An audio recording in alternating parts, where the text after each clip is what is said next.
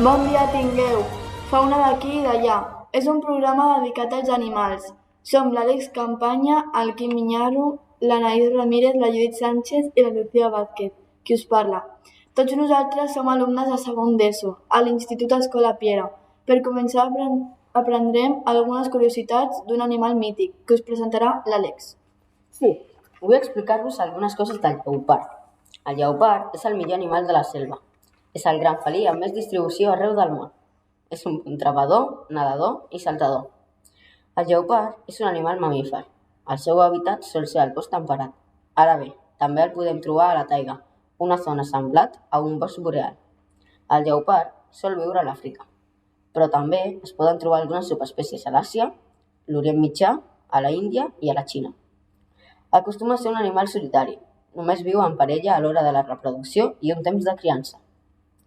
Aquest gran felí és carnívor. Sol menjar gaseles, cérvols, porcs, micos, rosegadors, aus, reptils, altres felins més petits i molts més animals. El seu pes està entre 30 i 90 quilograms i mesura entre 1,1 i 1,9 metres. El lleopard està en perill d'extinció pel fet que el seu pelatge és cridaner i bonic. D'aquesta manera, els caçadors els busquen i els maten per, amb la seva pell, fer catifes, abrics o el que sigui. A vegades l'ésser humà és cruel amb els animals. I tu, Judit, de quin animal ens parlaràs? Hola a tots! Jo vull destacar alguns aspectes del rei de la selva. El lleó és un animal salvatge. És mamífer i carnívor, de la família dels fèlids. Per si no ho sabíeu, els fèlids, a més de ser mamífers i carnívors, són animals que tenen el cap arrodonit, el morro curt, amb llargs pèls tàctils i ungles corbades i retràctiles. El lleó viu a les sabanes africanes. El rei de la selva menja la carn d'animals de mida gran i mitjana, com ara zebres, girafes, búfals, etc. Ja hem parlat molts dels lleons, ara parlarem una mica sobre les lleones, que també són molt importants, més que res perquè són elles les que porten el menjar. Van a caçar en grup, com les noies de carn i ossos van al bany. També són les femelles les que mantenen una relació familiar, tenen cura de les cries, les alimenten, les renten, etc. En canvi, el lleó es desentén més de la seva descendència. Ho sabíeu? Molt interessant, Judit! I amb tu, Anaïs, no ens cal moure de l'Àfrica, oi? No, no cal, perquè les girafes també viuen al continent africà.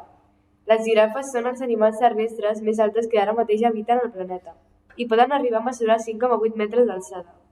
Aquests animals són molt alts, per tant, les seves llengües també són molt llargues. Mesuren 50 centímetres, quasi tant com un cap humà adult. Per poder identificar l'edat d'una girafa, ho podem fer només fixant-nos a les seves taques. Si les taques són més fosques, volen dir que són més velles, i si són més clares, les girafes són més joves. Les girafes són animals herbívors, s'alimenten sobretot de fulles dels arbres alts. Són uns animals sociables, no són ni agressives ni violentes amb els humans. Malgrat tot, les girafes també són uns animals en perill d'extinció. Vaja, quina llàstima! I tu, Quim, ens parlaràs d'un animal que hem après a domesticar, oi? Sí, jo us parlaré del cavall. El cavall acostuma a anar en grup. Entre les diverses races, les més conegudes són els cavalls ibèrics, de la península ibèrica, els cavalls àrabs, que destaquen per la seva intel·ligència, i els cavalls islandesos, que s'assemblen als ponis però són més grans. Els cavalls salvatges acostumen a menjar herba que troben als camps per on es mouen, a diferència dels que estan domats, als que també els podem donar pinso. Cada cop hi ha menys cavalls salvatges, ja que hi ha menys camps en condicions per als cavalls. I amb tot això que us he explicat, hem arribat al final del nostre programa. Esperem que hagueu passat una bona estona aprenent sobre els animals. Gràcies per escoltar-nos i fins aviat!